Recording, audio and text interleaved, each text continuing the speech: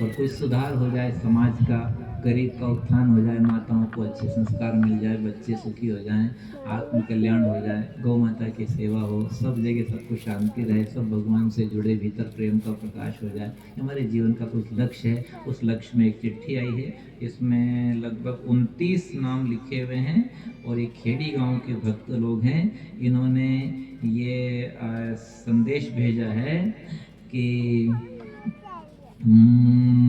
मृत्यु भोज छोड़ने वाले की सूची है ये। मरिया को नहीं खागा यू, बजाओ ताली।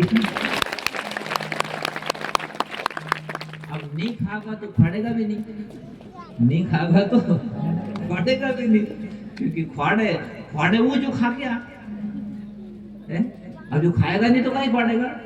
ठीक है, बहुत अच्छा है, भगवान की कृपा है। इससे क्या होगा, एक बात सुना दें आपको, खुली कह दें, आत्मा का कल्याण बड़ा भंडारा करने से नहीं होता है, आत्मा का कल्याण नुक्ति से नहीं होता है, आत्मा कल्याण भक्ति से होता है।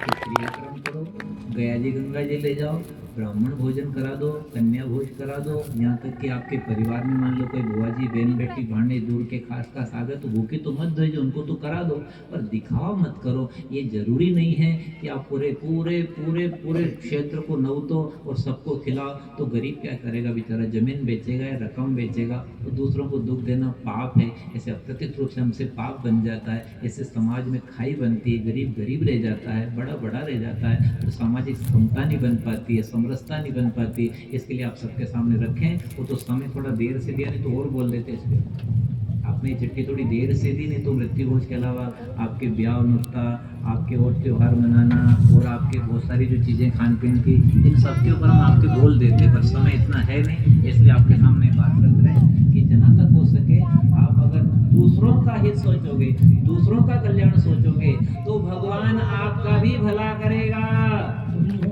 सबके भले में अपना, सबके भले में अपना।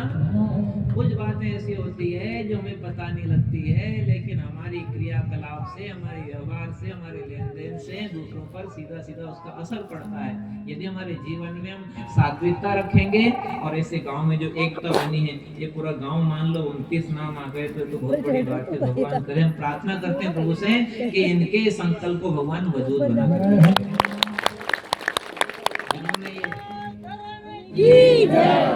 जिन्होंने ये लिख के दिया है, नाम तो नहीं पढ़ पाएंगे क्योंकि इसका समय ज़्यादा हो गया है, और भगवान मौका देगा तो एक काम कर, जो मौका मिले तो कल खेरासी आ जाए, कल 12 बजे।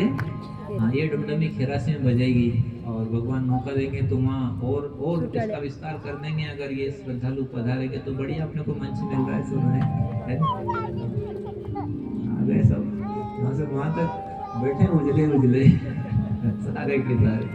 अच्छा है, सम्मान करते हैं, बहुत अच्छा लगता है, पदार्थ तो जैसे लगता है हमें, और बहुत खुशी होती है। अच्छी अच्छी बातें भगवान की कृपा से आपके सामने परोस देते हैं, तो समाज के जो प्रतिष्ठित जनप्रतिनिधि आते हैं उनको ऐसा लगता है कि शायद भगवान की बहुत बड़ी कृपा है कि इनके आने से हमारा धर्म का जो प्रचार है वो और जल्दी फैल जाता है।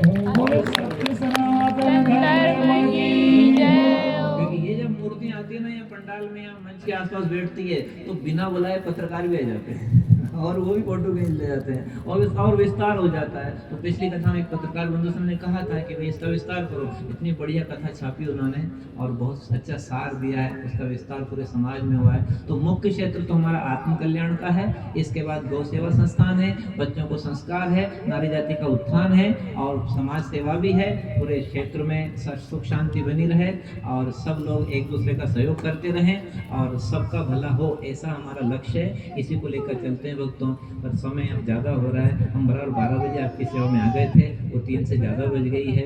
अब करें क्या, एक काम कर, जो दोबारा फिर बोला जो मौका लगे था। आपकी कथा कैसी लगी? खूब अच्छा गाया है, आंसू भी आए हैं, भाव भी बनाए, सब तरह की बातें बता दी है। और 3 तरह की दुकान तो शायद बाद में हमने सुनी नहीं होगी, इनमें से कोई नहीं सुनी होगी। 3 तरह की दुकान बताई थी ने, एक हीरा मोती वाली, एक सोना चांदी वाली, और एक खाने पीने वाली, है नहीं? हाँ, 60 मिनट की बड़ी दुकान आखिरी वाली, 25 मिनट की जवानी वाली, और 15 मिनट की बचपन वाली। तो बचपन वाली दुकान में ज्यादा महंगे रकम सामान है।